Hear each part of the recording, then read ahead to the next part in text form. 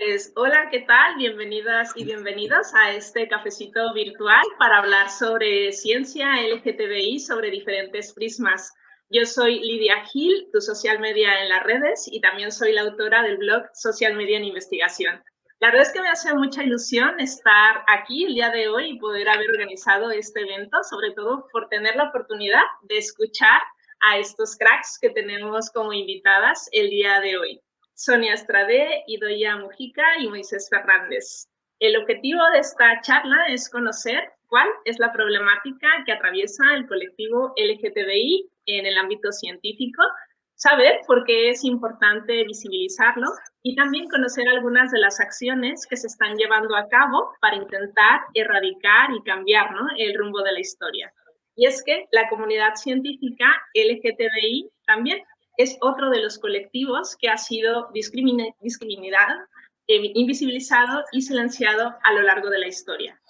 Este cafecito, además, es el punto de partida para dar inicio a la segunda edición de Ciencia Arcoíris, que es un proyecto personal que tiene como objetivo visibilizar la diversidad que tenemos en la comunidad científica. Así que, bueno, pues los invito a seguir este proyecto que se lleva a cabo por medio de mi blog y las redes sociales. Y, bueno, durante todo el mes de junio conoceremos cada día a una nueva protagonista. Y, bueno, pues ahora sí, para empezar, os voy a presentar a los protagonistas del día de hoy. Tenemos a Sonia Estrade. Ella es licenciada en física, tiene un máster en nanociencia y nanotecnología y también es doctora en nanociencias. Actualmente Sonia es profesora agregada del Departamento de Ingeniería Electrónica y Biomédica de la Universidad de Barcelona y desarrolla su labor investigadora en el grupo LensMind del Instituto de Nanociencia y Nanotecnología de esta universidad. Sonia preside la Comisión de Igualdad de la Facultad de Física de la Universidad de Barcelona, forma parte del Instituto Interuniversitario de Estudios de Mujeres y Género, y en 2020 fue elegida presidenta de la Asociación de Mujeres Investigadoras y Tecnólogas de Cataluña. También es claustral por la Asamblea Feminista de la UB y miembro de la Junta Prisma Ciencia. Y, bueno, además, por toda esta gran trayectoria, Sonia recientemente ha recibido la mención de María Encarna Sanahúja por la excelencia en la inclusión de la perspectiva de género en su práctica docente universitaria. Bienvenida, Sonia, a Ciencia Arcoíris. Muchas gracias por la presentación. También tenemos a Idoia Mujica Mendiola. Ella es responsable de comunicación y divulgación del Centro de Física de Materiales en Donostia. Coordina el plan de género y es miembro fundadora del movimiento Orgullo en Ciencia. Idoia también es doctora en química orgánica y desde hace más de 10 años dice que se dedica exclusivamente a las labores de comunicación y difusión de la ciencia. Además, ella colabora en medios como la radio y la televisión de manera bastante asidua. Así que bienvenida también, Idoia, a Ciencia Arcoíris. Gracias, Lidia. Y por último tenemos a Moisés Fernández Cano. Él es fundador y vicepresidente de la asociación Maricorners. Es graduado en Historia, tiene un máster en Investigación en Historia Contemporánea y actualmente es investigador predoctoral en el Departamento de Historia y Civilización del Instituto Universitario Europeo de Florencia. Su tesis doctoral quiere abarcar las experiencias y espacios cotidianos de la disidencia sexual en el Madrid de los años 60. Moisés es miembro del Queer and Feminist Working Group del Instituto Universitario Europeo y participa en otros proyectos e iniciativas de historia oral y memoria queer. Desde el 2020, además, colabora en la realización del Mari Podcast, del Maricorners, que es un podcast de divulgación científica LGTBI y queer. Así que bienvenidas a las tres a Ciencia Arcoíris y muchísimas gracias por haber aceptado la invitación. Ahora, bueno, pues es vuestro turno y, bueno, pues comenzamos con Sonia, que hoy viene con la camiseta de Prisma Ciencia. Así pues cuéntanos un poquito qué es esta asociación y pues por qué surgió, qué es el objetivo que busca. Bueno, esta asociación lo que busca es agrupar a las personas LGBTI+ en ciencia, tecnología e investigación, ¿no? con el objetivo, por un lado, de visibilizar que existimos, que estamos en ciencia, estamos en los centros de investigación, estamos en los departamentos universitarios, ¿no?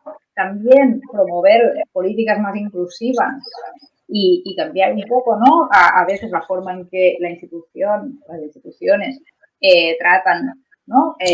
Los temas que nos atraviesan, pero también, esto es muy importante, influir en un pensamiento crítico sobre cómo la ciencia misma se construye y la ciencia misma a veces se usa para dar argumentos que, bueno, que pueden ser, ¿no?, como muy problemáticos y pues con argumentos científicos poder desmontar estas ideas problemáticas que la gente dice, bueno, esto es ciencia, ¿no? Esto es naturaleza, pues no, ¿no? Entonces desde esta posición, digamos, epistemológicamente privilegiada, ¿no?, de ser gente que hace ciencia, pues poder también plantar cara a ciertos discursos que se venden como científicos y son esto, ¿no?, que decíamos, son discursos muchas veces perversos y poco fundamentales. Vale. Y Doya, y tú vienes del Centro de Física de Materiales. En este centro de investigación, bueno, explícanos un poquito qué es, ¿no?, qué hacéis ahí y sobre todo desde qué área trabajáis en los temas de ciencia LGTBI. Pues os puedo decir que el Centro de Física de Materiales es un centro de física de materiales.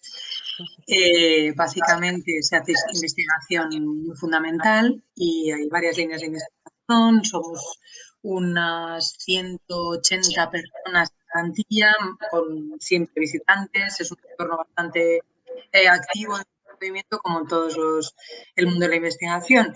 Lo que sí que es verdad es que hay algo que distingue a varios centros de investigación, y ahí es donde creo que entra mi figura, que se vio la necesidad de profesionalizar la comunicación, la divulgación, la relación con la ciudadanía, pues el darle un poco de peso a la cultura científica y asumir como propia la responsabilidad de intentar contribuir a esa cultura científica. Ahora bien, el cómo se haga eso, y un poco ahí me uno a Sonia, es la clave en estos casos, ¿no? Entonces, desde hace unos años sí que hemos venido trabajando el que es fundamental, que toda esa difusión, todo ese curso, ese diálogo que tenemos o que tengamos con la sociedad tiene que hacerse, sin lugar a dudas, con perspectiva de género, con perspectiva inclusiva, con perspectiva de diversidad, y es una cosa que la estamos instaurando ya como vía troncal en todo lo que hacemos, cualquier actividad que nos planteemos desde un punto divulgativo o de comunicación, intentamos estar pues enfilados con ese objetivo común, ¿no? Y me parece muy interesante todo lo que ha dicho Sonia, lo comparto al 100%, de hecho por eso yo también soy misma a título personal, y en nuestro centro pues la gente de este movimiento que os comentaba, de Orgullo en Ciencia, desde el que ya estamos trabajando en iniciativas concretas. En concreto hemos hecho 2 ediciones y la verdad es que estamos pues bastante emocionadas, pero en general esa sensibilidad ya está calando y lo que es quizá significativo en nuestro caso es que no está calando solo a título individual, pues antes habéis visto ahí a Miguel Ángel, Fernando, Marina, gente que ya teníamos esa sensibilidad. Hemos conseguido dar el salto y que eso cale en el equipo directivo, que tengamos ya recursos propios para poder hacer las cosas que nos planteemos, pues muchas, pocas, discretas, grandes, lo que se pueda, pero que sí que se ve como una necesidad institucional casi, ¿no? Entonces, eso creo que es importante también destacarlo. Pero la realidad es que casi todo siempre ha partido de abajo y ha ido hacia arriba. Pero sí que está ya está un poquito metido en nuestro ADN, que ese mensaje de cultura científica tiene que alejarse de esa excelencia que nos han vendido durante años. Hay que intentar trabajar para que ese estereotipo que tanto daño ha hecho desaparezca, y hay que hacerlo por muchos frentes, y sin duda este es uno importantísimo, como lo es a nivel racial, a nivel ya más de género exclusivamente, ¿no? Pero sí que lo vemos fundamental, y pues un poco en ello estamos, y de eso os quería hablar, ¿no? De lo importante que es que que se tomen esas, que se empiecen a asumir como propias esas responsabilidades de hacer ciencia para todos. ¿Y lo trabajáis desde la unidad de igualdad o hay un grupo específico? No. Está presente en el comité de género que le llamamos, en el Gender Equality Committee, como debe ser, pero es que además existe este otro foro que hemos creado, que además pues, es de gente maravillosa y en el que ahí confluimos varios centros. Cada uno de los centros, digamos, tiene su Gender and Diversity Plan y que ya es una realidad y ya están en fase de implantación en los 3 centros que estamos en este tema. Pero más allá de eso, sí que se ha constituido una comunidad propia de movimiento LGTBIQA+, y estamos trabajando de ahí. La verdad es que prácticamente somos las mismas personas, porque al final todo esto te lleva a un perfil de alguien sensibilizado con una problemática y al final es un poco la sensación de que estás remando en el mismo barco hacia el mismo objetivo, ¿no? Al final siempre se solapan y al final es buenísimo el mensaje a todos los niveles, ¿no? El mensaje de la ciencia cuando más diversa es mejor, eso nos lo ponemos así, a hierro, y eso te sirve a todos los niveles. Sí que es verdad que a nivel de género hay que darle un marco específico porque pues es innegable que hay una realidad de desigualdad bestial, pero es que a cualquier otro nivel también es aplicable. Al final de lo que estás hablando es de construir entornos laborales que sean apetecibles, que sean con una ética garantizada, que sean entornos que no espanten a nadie, que a veces tengo la sensación de que eso, pues cualquiera que haya estado yo cuando hice la tesis por lo menos las cosas han ido cambiando a mejor, pero queda muchísimo para hacer y la sensación con la que salí de ese laboratorio, desde luego, de inclusiva no tenía nada y bueno, pues lo vas arrastrando un poco y lo que te queda son las ganas de cargártelo de cuajo en cuanto puedas, ¿no? Vale. Y bueno, Moisés, tú vienes hoy con la camiseta de Marie Corners. ¿Este foro académico o asociación o ambas cosas? Cuéntanos un poquito en qué consiste. Bueno, lo acabas de decir bien porque es tanto asociación como foro. Surgió como un foro, pero pronto nos constituimos como asociación, dado que no estamos adscritos a ninguna institución concreta, decidimos hacerlo como algo directamente nosotros y darle cabida. Perdón. Nada, continúo. La cuestión es que fue más o menos a finales de 2017 cuando 2 de mis compañeros, Miguel y Aarón, empezaron a hablar sobre la posibilidad de organizar un congreso centrado en lingüística, porque en el Estado español, sobre todo, y en el ámbito hispanohablante, desconocíamos foros concretos donde tratar temas LGBT. Sí que había mesas donde muchas veces algunos participantes trataban temas LGBT, cuestiones queer, cuestiones de género, pero siempre en el marco de congresos mucho mayores. Entonces, la idea fue crear un congreso que fuera específicamente y en exclusiva sobre temas LGBT y temas queer. Nos fuimos uniendo otras personas y entonces empezamos a hablar de más que un congreso de lingüística, tendría que ser un congreso de ciencia LGBT, de ciencia queer, que tuviera una perspectiva interdisciplinar. Lo que pasa es que no sabíamos muy bien por dónde empezar y ahí fue cuando nos constituimos como asociación para darle un poco más de fuerza a la idea y al proyecto. Finalmente conseguimos el respaldo de una universidad, aunque no lo organizamos directamente con ellos, sino que simplemente nos ceden los espacios y ahí también está uno de los puntos fuertes. Para nosotros era importantísimo celebrarlo en la universidad como una idea de visibilizar y ocupar el espacio. Es decir, que durante 3-4 días hubiera un congreso en una facultad universitaria, que en este caso fue en la Facultad de Arquitectura de la Universidad Politécnica de Madrid, y estuvimos 3 días, todo el mundo tratando temas LGBT, de 9 de la mañana a 7 de la tarde, personas LGBT yendo por los pasillos con carteles sobre temáticas que van de sociología a historia, a lingüística, filosofía, etcétera. Entonces, digamos que ese es el gran cometido de Marie Corners, lo fue en 2019 y si todo sale bien, la segunda edición será en octubre de 2021. Ajá. Y bueno, la primera edición, ¿cuánta gente albergó?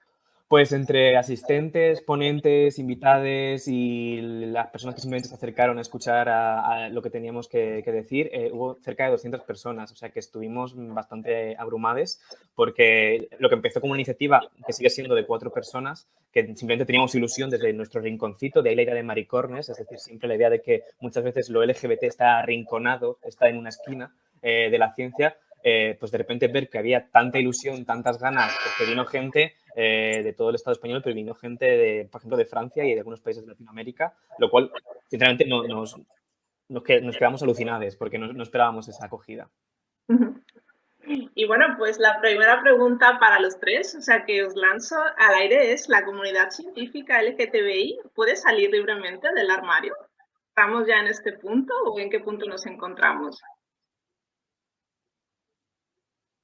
Bueno, estamos en un punto, ¿no? En ciencia y tecnología como en la vida, en la que uno o una es heterosexual hasta que se demuestre lo contrario, entonces salir del armario es como en ese momento, en ese punto, ¿no? Es una especie de proceso continuo en el cual, pues, ¿no? Hay que ir explicando y hay que ir, de alguna forma, calculando los riesgos de contar según qué cosas en según qué entorno. Y esto no es lo mismo para todo el mundo. O sea, por ejemplo, los hombres gays están mucho más fuera del armario de tecnología que las mujeres lesbianas. Y hombres gays y mujeres lesbianas están más fuera del armario que personas bisexuales. Y digamos, el campo heteronormativo, ¿no? Tampoco actúa igual sobre todo el mundo. Por ejemplo, las personas trans, que muchas veces no tienen passing y no tienen opción de no hacer pública su identidad LGBTI, en este caso pues sufren rechazo, bullying, toda clase de problemas laborales en una proporción mucho más amplia que cualquiera de los otros colectivos, ¿no? Entonces, o sea, la respuesta corta es no. ¿Y qué pensáis, Moisés o Idoia? ¿Vas tú, Moisés? Vale. Sí, yo estoy totalmente de acuerdo con Sony y aparte también añadiría el hecho de que no solamente es ya si estamos o no en una situación positiva o buena dentro de la comunidad, sino el propio acceso que muchas veces tienen a las carreras científicas las personas LGBT de base. Si muchas veces ya acceder a una carrera científica o una carrera académica es difícil por temas de cuestión de clase o de raza, si le añades la cuestión LGBT muchas veces se dificulta más. Por motivos muy, muy diversos, como por ejemplo que el discurso que se mantiene todavía desde ciertos ámbitos de la academia y de la ciencia es totalmente LGTB-fóbico, porque no hay que olvidar que, por ejemplo, es ahora mismo desde la ciencia o desde ciertos departamentos donde se está enarbolando una bandera, por ejemplo, totalmente de un discurso transfobo, y es desde la academia, no solamente es desde otras instituciones, es en la propia academia donde se está defendiendo y amparando este discurso. Entonces, cuando no podemos convivir de esta manera, tenemos que aceptar de alguna manera que exista eso y no se haga nada desde la propia institución, pues es bastante difícil que las personas puedan sentirse a gusto. Yo creo que una cosa que está encima de la mesa cada vez que se habla de ciencia es que históricamente en un ámbito científico profesional estaba mal visto el posicionarte como una persona. Ya más allá, por supuesto, con si ya encima se empiezas a hablar de tu vida personal, de tu faceta personal y da la casualidad de que perteneces a este colectivo, ya ni te comento. Pero en general, en el entorno profesional, es como que el profesional científico tenía que ser un modelo de completamente dedicado, devoto, genial, 24 horas, 7 días a la semana. Eso deja fuera muchísimas opciones. Es que además se ha vendido como eso durante muchísimo tiempo, que casi tenías que rozar el ser inhumano y el rodearte de tus colegas que entendieran tu idioma, que fueran a tus congresos, que se fomentaba un poco esa cultura, ¿no? de ciencia y más ciencia y poco más, y ahí no se soportaban pues las vidas privadas, no se soportaban las bajas, no se soportaban las debilidades, quizá.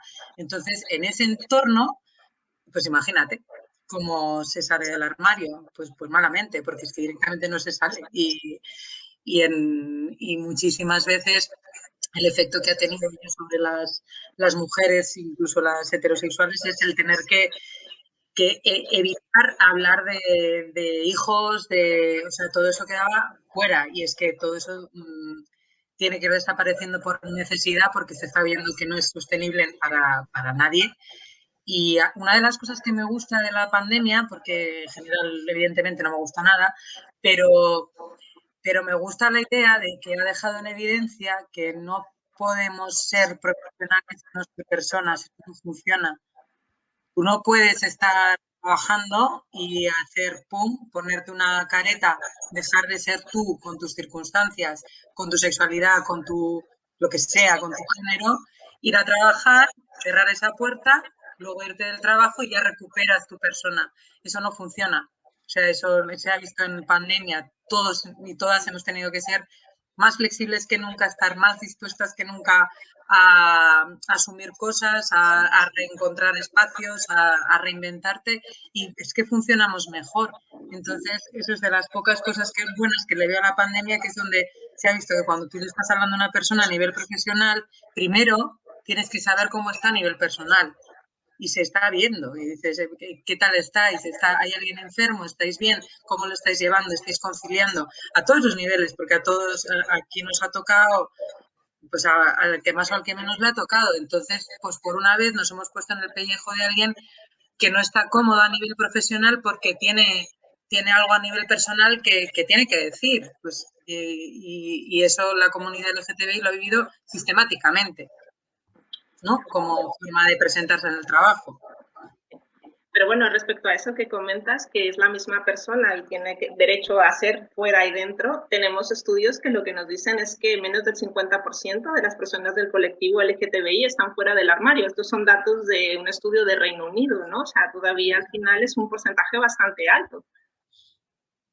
No sé, Sonia, tú en el caso de Prisma, vosotros estáis estudiando un poquito eso. ¿Nos podrías dar algunos datos sobre cuál es la situación del colectivo? ¿Te acuerdas de alguno? Bueno, eso que os comentaba, ¿no? O sea, en el caso de los hombres gays, la gente está fuera del armario, según la mayoría de estudios, está del orden, ¿no? Del 40 y muchos. En el caso de las mujeres baja al 30%, y en el caso de las personas bisexuales es todavía bastante más bajo, hasta un 20%. Esto sí es algo para reflexionar, ¿no? También, siguiendo un poco, ¿no?, con el argumento anterior, parece que en ciencia hay una cultura de la no cultura, ¿no? No tenemos ninguna cosa más que nuestra superobjetividad, ¿no? Y esta cultura de la no cultura está muy codificada de forma androcéntrica y de forma muy cis hetero. Y esta cultura, ¿no?, que impregna los lugares de trabajo, que impregna la forma de comunicar la ciencia de una forma técnica en los congresos científicos, que le impregna todo cuando no estás tú como persona, ¿no?, en la misma dirección que esta cultura y el sujeto este mitológico que se supone, ¿no?, que es el científico, pues notas toda esta violencia y toda esta contrariedad de ir contracorriente, que de alguna forma te va frenando y te va desgastando en tu carrera y en tu día a día, ¿no? Esta incomodidad constante de no ir a favor de la corriente de lo que es la cultura profesional que te rodea. ¿Y creéis que se fomenta la diversidad en la ciencia, específicamente en este caso en España, por ejemplo? Es que, o sea, diversidad es un término que está muy bien, pero a la vez es problemático, porque parece que hay una cosa que es como la normal o la normativa, ¿no? O sea, esto es lo que tendría que ser, y luego hay como, bueno, las distintas cosas, y luego hay las mujeres, y luego la gente LGBTI, no sé. O sea, no. Es esta cosa un poco disonante del discurso de la diversidad, que es, bueno, todos somos diversos, todos y todas estamos distribuidos en diferentes categorías, no tiene por qué haber una norma que se incentive y cosas que salen de la norma y más o menos les damos su espacio en el rincón, como comentábamos. Sí, creo que además acabas de dar en la clave del asunto. Siempre que se generan esta serie de espacios o de iniciativas, cuando incluso hay veces unidades de igualdad y demás con muy buena intención, se generan protocolos, lo hacen desde la otredad, es decir, hay una norma, entonces lo que construimos es un protocolo para tratar a lo que no es la norma. Y obviamente eso muchas veces es un paso necesario e inevitable porque hay que adaptar, pero muchas veces también se hace de formas muy patosas, muy torpes, y hay muchas instituciones que ni siquiera se lo plantean. Pasa tanto a nivel institucional como a nivel organizativo. Muchas veces cuando en un congreso se pone la típica mesa de género o la típica mesa de sexualidades o demás, parece que están haciéndote un favor. Es decir, que parece que es como mira, ya viene esta persona o este grupo a hablarnos del género, vienen a hablarnos de, cuando en realidad no es que haya un grupo o una mesa que debería dedicarse en exclusiva a esto como un apartado al margen de la ciencia, sino que las cuestiones de sexo, de sexualidad y de género forman parte del día a día de los científicos y las científicas, los científicos LGBT, de los discursos y de la ciencia que hacemos. Es decir, no lo podemos separar. No es que sea algo que esté totalmente ajeno y que no tenga nada que ver con lo que hacemos.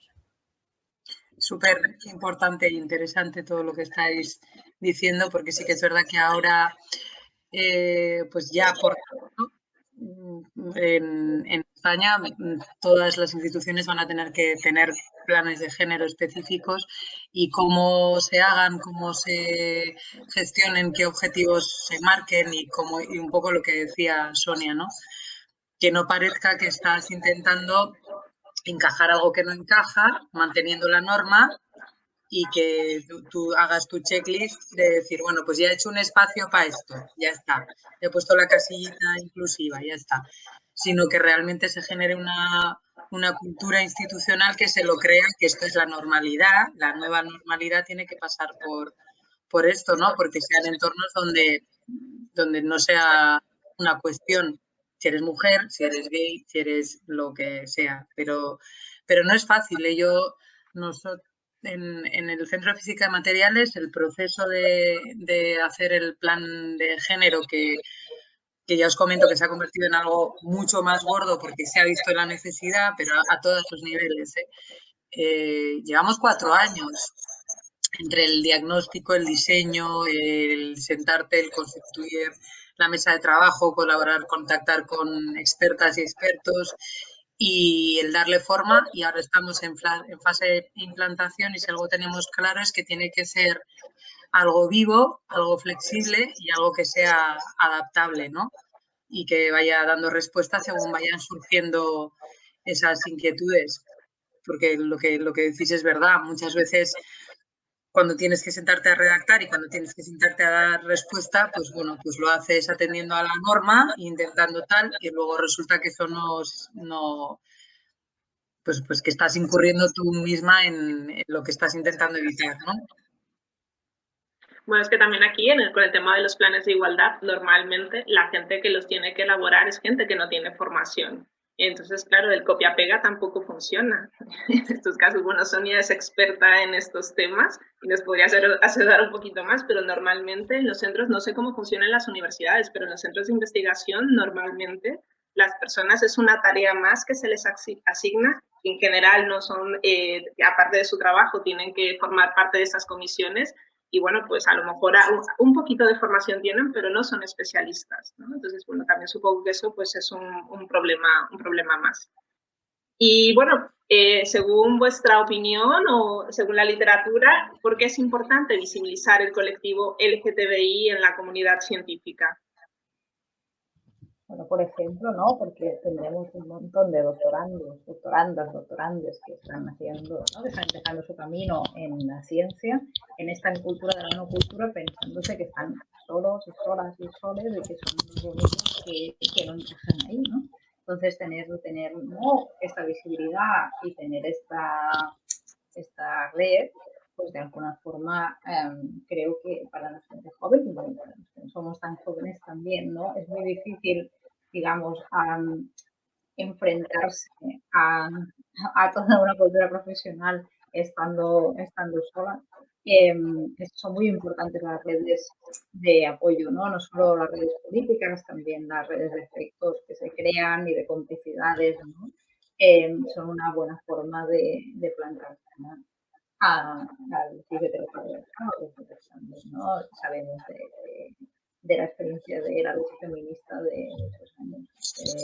Este colectivo para esto, para estar visibles para la gente que viene y también para olvidarnos de esta alegría, ¿no? También de, bueno, cuando nos pasa algo, nos hacen algo, pues reírnos entre todas de lo que nos pasa. Moisés, ¿y tú qué piensas? Creo que tiene que ver mucho con un tema de memoria de la comunidad y también de referentes, que va un poco, creo, en línea también de lo que estaba comentando Sonia. Muchas veces hemos crecido sin tener ningún referente, tanto personal como colectivo, en torno a la ciencia o al poder ser. Muchas veces no te imaginas que puedes ser algo si no piensas que hay alguien como tú que ya lo es. Parece una paradoja porque tiene que haber, que es antes, una gallina, pero en este caso la visibilidad de las personas LGBT dentro de la comunidad científica puede dar pie a que mucha gente que esté planteándose una carrera u otra pueda pensar, pues yo también puedo ser. Pero no solamente eso, sino de los temas, y aquí me voy un poco a lo personal. Yo cuando estaba estudiando la carrera de historia o haciendo el máster, yo no trataba temas LGBT ni temas queer, porque tampoco nadie me había dicho en la carrera de historia que era un tema que podía tratar. Así que poco a poco fui descubriéndolo y cuando descubrí que había gente como yo o gente que simplemente trataba la sexualidad dentro de la historia, me di cuenta que era un tema totalmente válido, pero hasta ese momento, y esto estoy hablando de hace unos años, ni siquiera me lo había planteado. Entonces, visibilizar tanto a las personas como a las temáticas dentro de la comunidad científica creo que es importantísimo para abrir camino, para visibilizarnos como comunidad y también para generar referentes y una memoria que muchas veces se nos ha negado directamente. Yo no podría estar más de acuerdo. De hecho, antes de que empezáramos la grabación lo he comentado, desde aquí, desde Donosti, en el comité que tenemos nosotros este año, nos hemos centrado en visibilizar porque nos parece que esto que está diciendo Moisés es la realidad. O sea, no hay referentes. Hay una falta absoluta de referentes y, de hecho, hay todo lo contrario. Hay un estereotipo que permanece ahí, lo diré todas las veces que haga falta. Y este año conseguimos hacer un evento online. Era la primera vez que lo hacíamos. Nos dirigimos directamente a los colegios, al colectivo, pues a los estudiantes de bachillerato, sobre todo, que pudieran estar interesados en participar. Hicimos una mesa redonda y todo el feedback que tenemos es de agradecimiento específico de personas. Cada vez que hemos salido y que algún investigador o investigadora ha dado una charla, aunque sea alguien, le ha dicho, muchísimas gracias, porque realmente pues alguien del colectivo se ha sentido reflejado y le ha admitido que es que no se veía para nada en el mundo de la ciencia porque no tenía ni idea de que pudieras estar abiertamente siendo parte del colectivo en este entorno. Entonces, nuestra respuesta es que estamos intentando cambiar desde dentro para que cuando lleguen lo que se encuentren sea otra historia. Y que si hace falta divulgar, pues por supuesto que hace falta divulgar, como con todas las cosas, ¿no? Pero esto es especialmente sensible porque de verdad que si ya estamos desde el ámbito feminista dando mucha caña, porque es que es real, no hay referentes femeninos, es que referentes del colectivo todavía menos. Entonces, tiene que ir todo, ya que estamos, ¿no? Pues vamos a darle a todo. Sí, en este sentido, a mí me gusta mucho una frase que utiliza Javier Armentia, bueno, uno de los referentes en España sobre temas LGTBI en ciencia, que dice que así como un día surgió la pregunta ¿dónde están las mujeres en ciencia? ¿No? En los últimos meses se ha puesto sobre la mesa el planteamiento ¿dónde están las personas con sexualidades diversas? Porque realmente en este país y seguramente en el mundo pues no hay referentes, ¿no? Y él lo que dice o se pregunta es si la ciencia tiene una imagen demasiado hetero, ¿no? Claro, sí. Y es difícil hacer genealogía de las mujeres que nos han precedido y las mujeres son de forma obvia mujeres, ¿no? Algo que se ha ido ocultando en las biografías y se ha ido de alguna forma escondiendo en fórmulas, ¿no? Pues claro, todavía es mucho más difícil de rastrear. Puedo contar una anécdota. Una amiga que es como mayor, ¿no? Me decía, ay, te hará realmente ilusión que te hayan dado el premio que lleva el nombre de Encarna Sanahuja. Y yo, ¿por qué? Y ella sabía que Encarna Sanahuja era del colectivo, pero porque la había conocido, no porque estuviera en sus biografías ni en la Wikipedia ni en algún sitio. Y entonces, a veces, ¿no?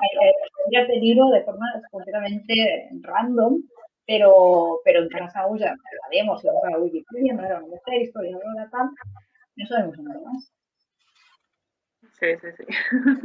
Bueno, no sé, veo que por aquí habemos 10 personas conectadas. Si alguien quiere hacer una pregunta, os podemos dar paso y si no, pues la podéis también poner por el chat, ¿vale? Que habéis comentado aquí que como éramos poquitas, pues podíamos también darles voz a vosotras. Bueno, pues Idoia, tú estás especializada en divulgación de la ciencia, ¿no? ¿Por qué hacer divulgación del colectivo LGTBI? Y bueno, si es una práctica habitual hacer este tipo de acciones o vosotros sois pioneros en este sentido. No, o sea, pioneres, no, o sea, yo ahí nos hemos inspirado, estamos por lo menos intentando acercarnos a lo que ya existe, porque eso también es fundamental, no, lo más importante es que hagamos red, pues estoy encantada de haber conocido ya a Marie Corners, a Sonia ya la conocía, aunque sea no formalmente, pero vamos, siempre en contacto con lo que hace todo el mundo, Prisma, y un poco, yo creo que esa pregunta la hemos ido respondiendo, ¿no? En mi caso, yo desde que terminé el doctorado, pues bueno, me surgió la oportunidad de trabajar en un museo de la ciencia y vi claro que el espacio donde podía yo aportar algo, bueno, por lo menos surgió así en mi carrera profesional, de dedicarme a la comunicación científica, a la divulgación científica, y de ahí no me he ido en 10 años y estoy muy contenta, ¿no? De intentarlo cada día y bueno, y poder hacerlo con una perspectiva inclusiva, pues ya me parece indispensable. No es que hagas un evento al año para, venga, el orgullo, otro evento al año para, venga, las mujeres, sino que es ya que realmente cale en ti la idea, ¿no? De que todo lo que te plantees tiene que intentar cumplir esos mínimos, ¿no? O llegar a esa gente y que todo el colectivo se pueda sentir representado y se sienta cómodo en lo que organicemos. Bueno, y además es muy interesante lo que comentabas hace rato, ¿no? Esa cultura que va, o sea, un cambio que se ha producido desde la base y ha ido hacia dirección, ¿no? Hacia arriba. O sea, muy Pero interesante. eso, ya sé que soy un poco pesada, pero me parece súper importante, pero me da mucha pena que la gente que está trabajando en planes de género o en planes de diversidad, me da igual, tenga que profesionalizarse cuando efectivamente no lo somos. Yo no soy una profesional en materia de género, pero sí que vimos claro que se podía contratar y por suerte pues aquí hemos tenido dinero para darle una dotación específica y tener asesoramiento profesional, porque me parece que ahora darle deprisa y corriendo una respuesta a una demanda, que es un decreto, que son 2 decretos reales del gobierno para que todo el mundo tenga un plan de género en marcha y que no haya medios para hacerlo y que sea una carga extra en los investigadores y las investigadoras y que no, pues eso no me parece la forma correcta de hacerlo. O sea, si no va junto con una partida para poder garantizar que las cosas se vayan a hacer lo mejor posible y lo mejor posible es con profesionales. Y los profesionales, pues, si no se pagan, deberían pagarse. O sea, no sé cómo decirlo. Nosotras estamos muy contentas de eso, de haber tenido un asesoramiento profesional y que tienes la tranquilidad de que no tienes que tomar tus decisiones sin contar con ese soporte, ¿no? Sí, por ejemplo, aquí en Cataluña tenemos, en vez de la red del CSIC, está en la red de los centros catalanes, que se llama la red Cerca.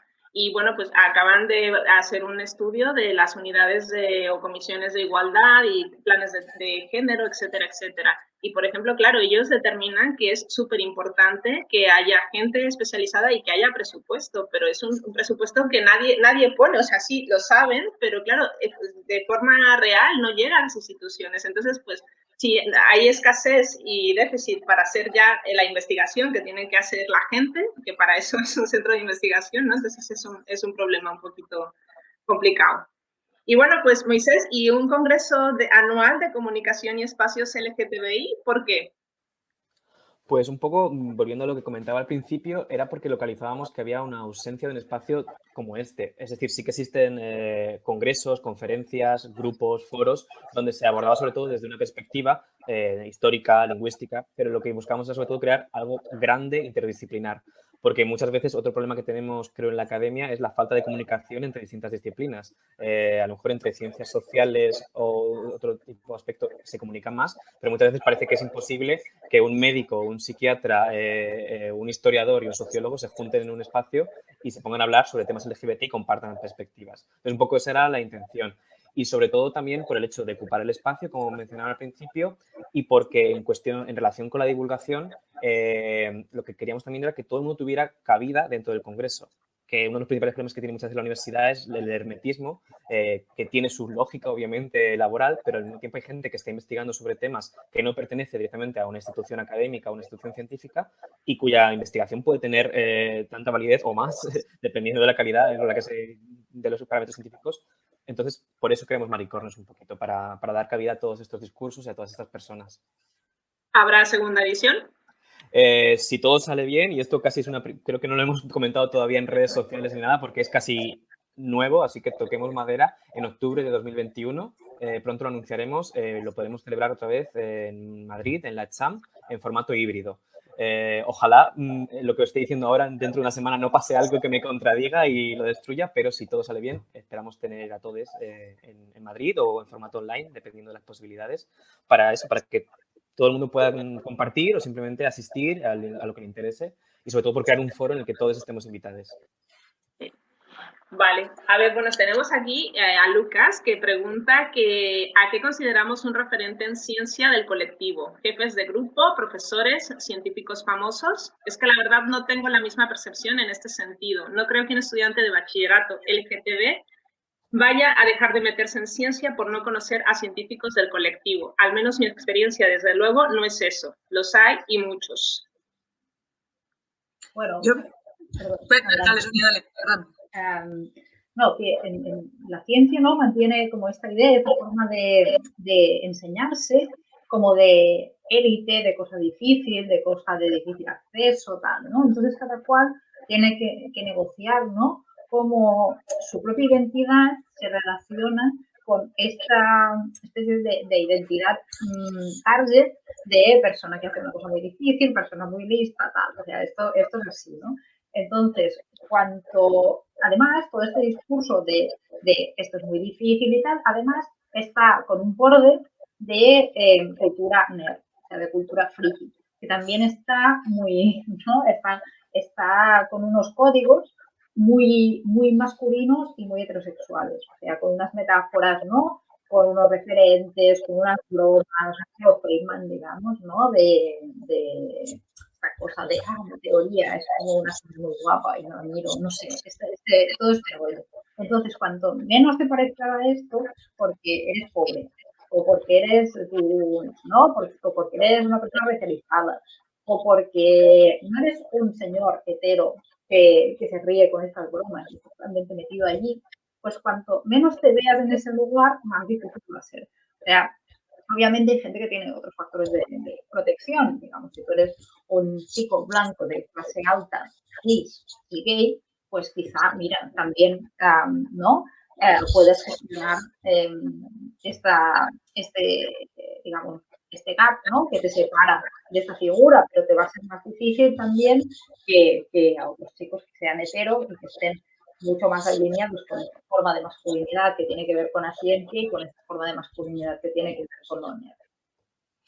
Yo es que creo que aquí sale un melón que me encanta porque Lucas pregunta ¿qué es un referente en ciencia del colectivo?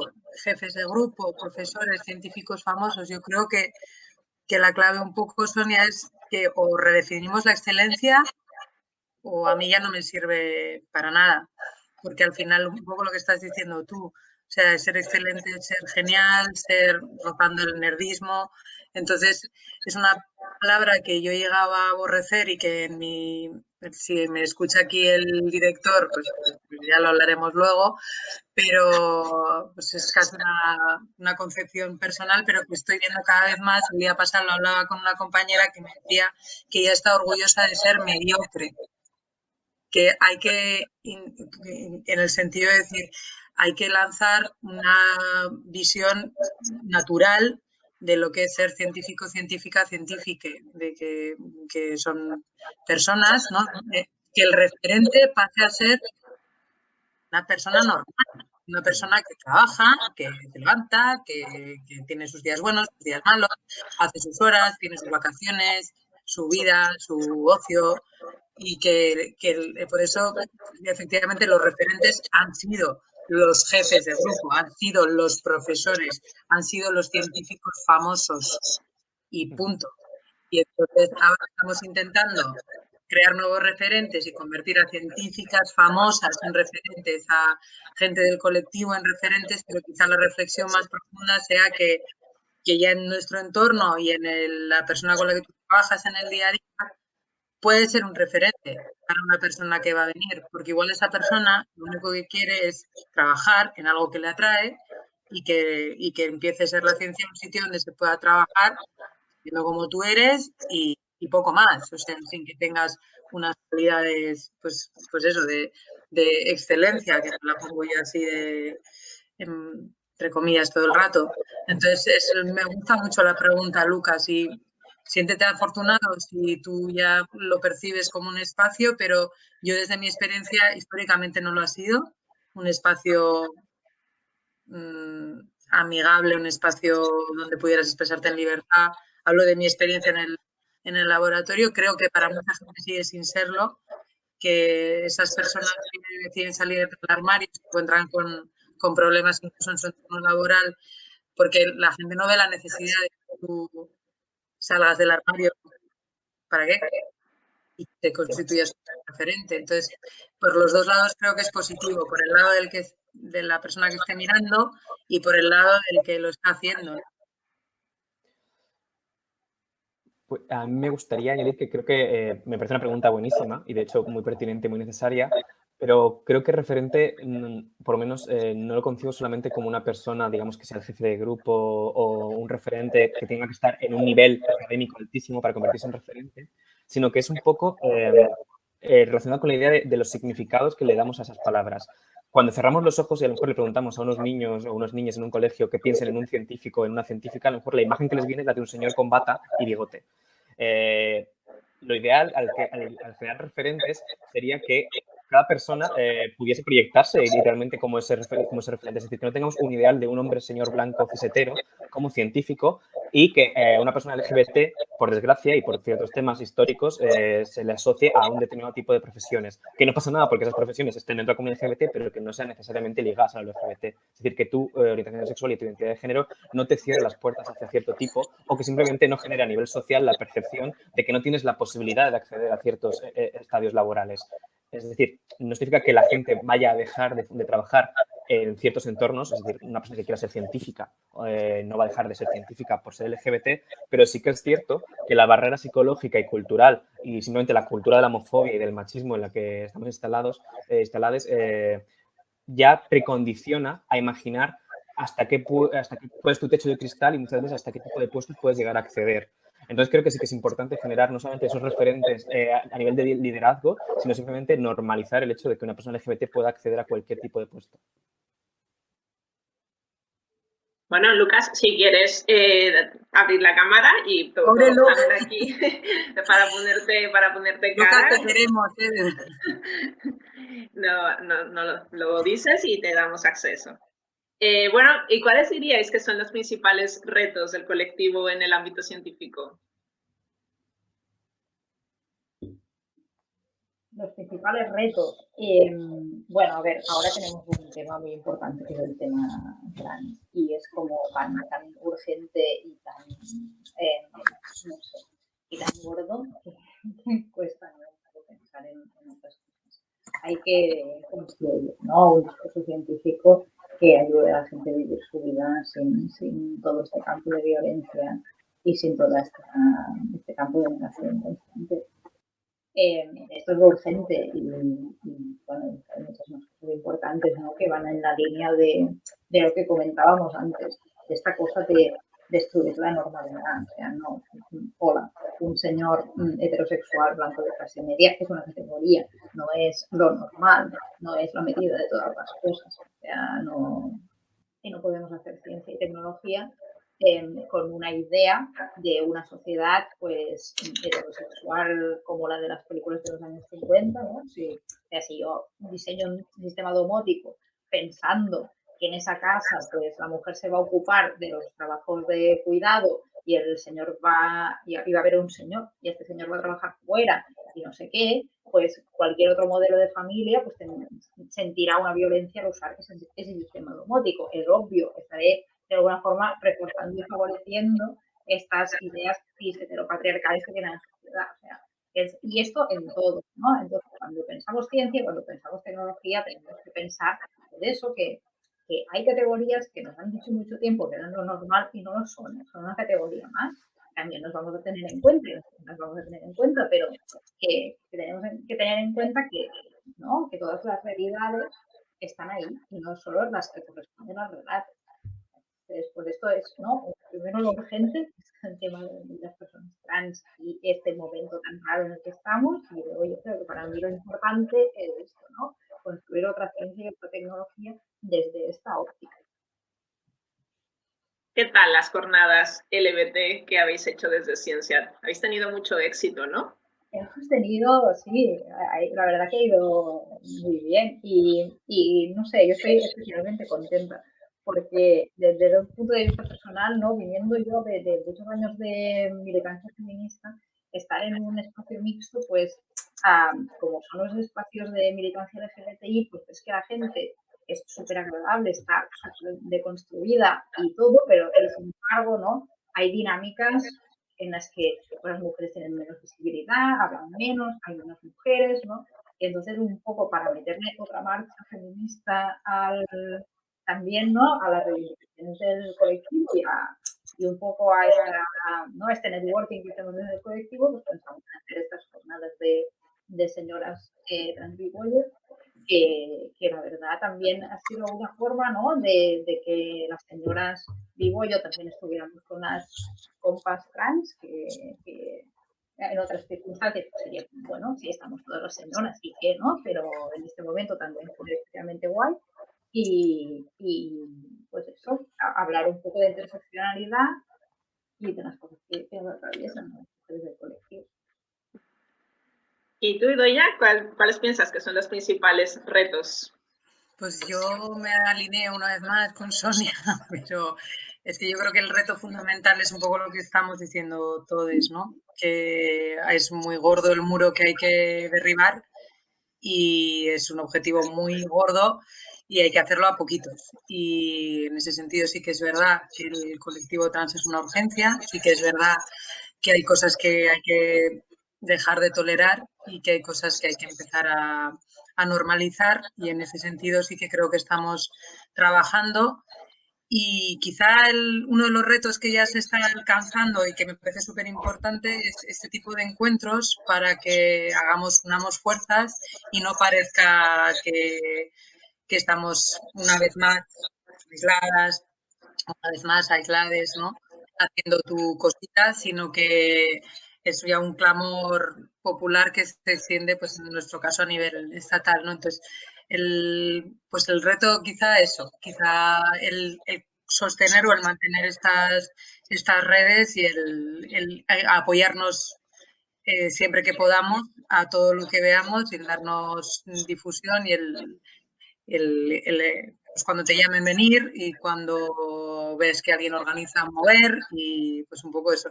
Supongo que se me nota la parte de comunicación y divulgación, pero es que muchas veces no es tanto que tengas que estar tú diseñando una nueva cosa, sino que estés muy con los ojos bien abiertos para ver qué es lo que se está haciendo e intentar darle visibilidad a lo que están haciendo el resto de compañeros, ¿no?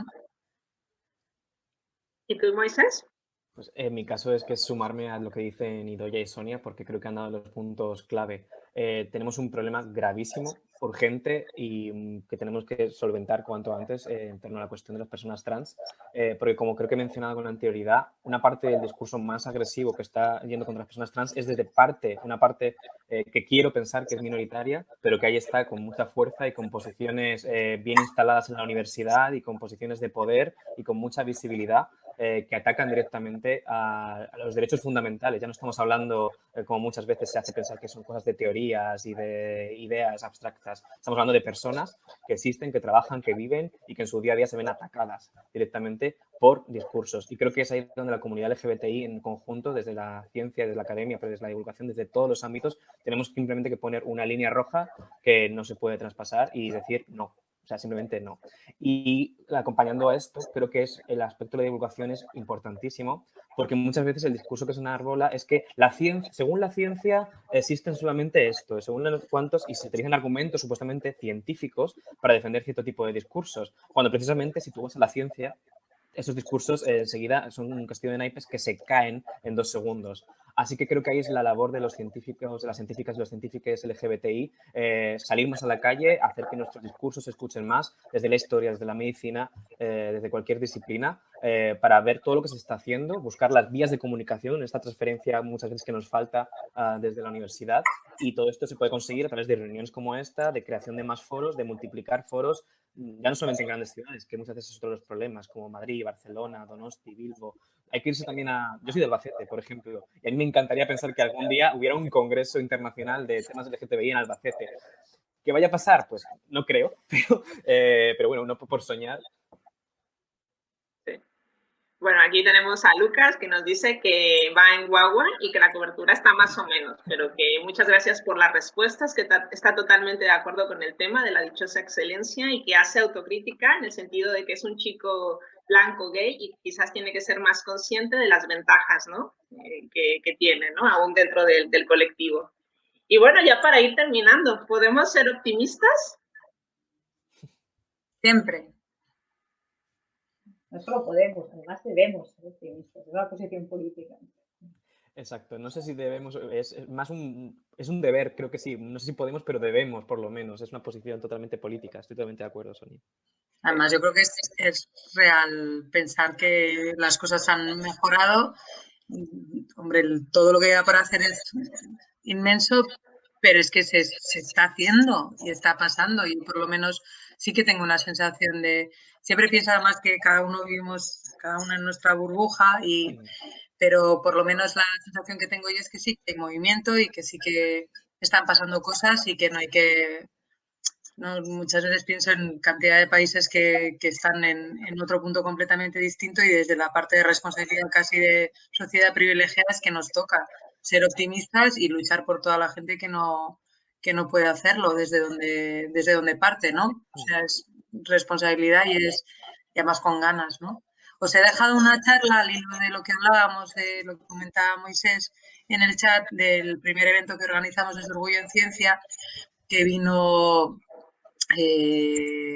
se llamaba Aclará, si no recuerdo mal, se llamaba Azul, Rosa u otra cosa. Y era una charla súper bonita que precisamente desde el punto de la biología se cargaba de te empezaba a hablar de quimeras, te hablaba de cosas de decir, si queréis soportar este discurso desde el punto de la ciencia no lo vais a poder hacer.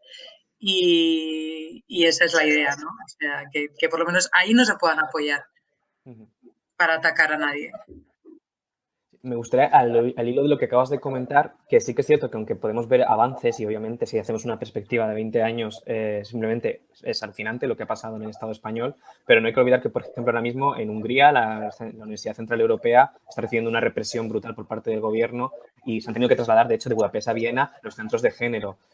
Un activista LGTBI que también es investigador de temas queer en la Universidad Central Europea volvió unas semanas a Egipto y creo que todavía están no se sabe dónde está, si ha desaparecido y no se está mediando. Lo que ha pasado recientemente con varios activistas, si no me equivoco, en Letonia, que han quemado a un activista vivo en su propia casa. Muchas veces pensamos que estas cosas son como geográficamente muy lejanas, pero están aquí. Y la represión hacia los estudios de género, y ya no te hablo ni de los estudios LGBT, no es algo tan lejano, y viendo también la situación política en el Estado español, no deberíamos descartar que, no quiero ser pesimista en este aspecto, pero que por lo menos hay que ser cautos y estar atentos ante cualquier circunstancia posible. Completamente de acuerdo, que no parezca que bajamos la, Sí, la alerta, yo no estoy cómoda, así como... Sí. Vale, ¿y un titular? La ciencia diversa es mejor ciencia, sin duda. La has quitado, Sonia, no vale. O sea, ese es mi... Nos adherimos. Eso lo tenemos puesto en la web. O sea, la ciencia, cuanto más diversa es, mejor ciencia. Y eso es así. ¿Sí? ¿Los tres coincidís en este titular? Sí. ¿Sí? ¿Nadie? Sí, totalmente. Bueno, no sé, ¿queréis agregar alguna cosa más? Bueno, Ya Lucas ha dado las gracias. Bueno, por organizar este congreso, bueno, este pequeño encuentro y toda la iniciativa de Ciencia Arcoíris. Muchas gracias por darnos la ocasión y, bueno, pues hablaros en nombre de eso, de la gente que estamos aquí en Donosti y que nos apoyemos, nos sigamos y que nos queramos todas mucho. Y que un placer haberos conocido en persona, Sonia y Moisés, de verdad, y Lidia, que muchísimas gracias. Yo me sumo a todo. Ay, perdón. Adelante, Moisés. No, simplemente me sumo a los agradecimientos y sobre todo animar a seguir creando espacios e iniciativas como esta en la que podamos todos compartir nuestras experiencias, nuestra ciencia, nuestro trabajo y sobre todo generar espacios para que todo el mundo se sienta a gusto. Bueno, pues muchísimas gracias por haber aceptado la invitación. Ha sido un gustazo escucharos, a gente de aquí tan experta como vosotros. Gracias a las personas que os habéis conectado. Yo os invito, como ya dije al principio, a seguir la segunda edición de Ciencia Arcoíris, en el que conoceremos a una persona del colectivo en ciencia durante el mes de junio, un protagonista por cada día del mes. Y bueno, pues para terminar, yo también me sumo a este titular de la ciencia diversa es mejor ciencia, porque de hecho está científicamente demostrado. Pero bueno, pues no podemos olvidar que hoy en día el colectivo LGTBI sigue siendo perseguido y criminalizado por su orientación sexual e identidad de género en cerca de 70 países en el mundo. Por eso yo creo que proyectos como Ciencia Arcoíris o espacios como estos pues al menos pueden aportar un pequeño granito de arena para eliminar estos estigmas y sobre todo intentar lograr una sociedad un poquito más justa, donde todas las personas realmente tengamos los mismos derechos y también las mismas oportunidades. Muchísimas gracias a todos y pues nos vemos en las redes. Que vaya muy bien.